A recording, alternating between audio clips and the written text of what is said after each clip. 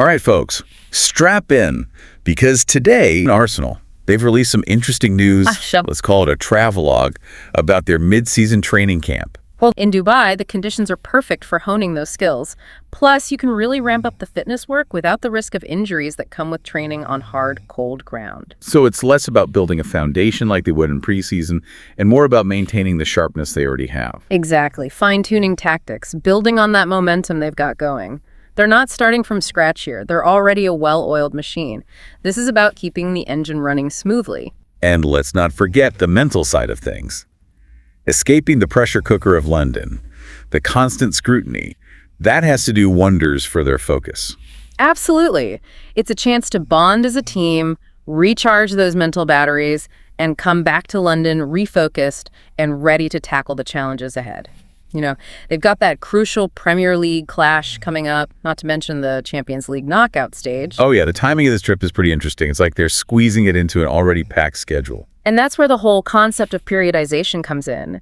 It's all about strategically planning those breaks throughout the season to prevent burnout.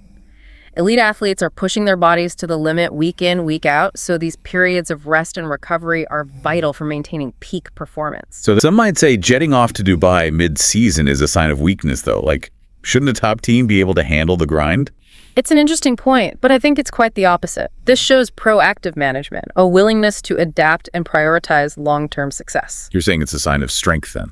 I'd say so. Yeah. They're not just reacting to the demands of the season, they're getting ahead of it, anticipating the challenges, and making sure the players are in the best possible shape to meet them head on. And remember, it's not just about the physical aspect. The mental game is just as crucial, maybe even more so at this level. So that change of scenery, that mental break, it's not just a perk, it's a necessity. Exactly.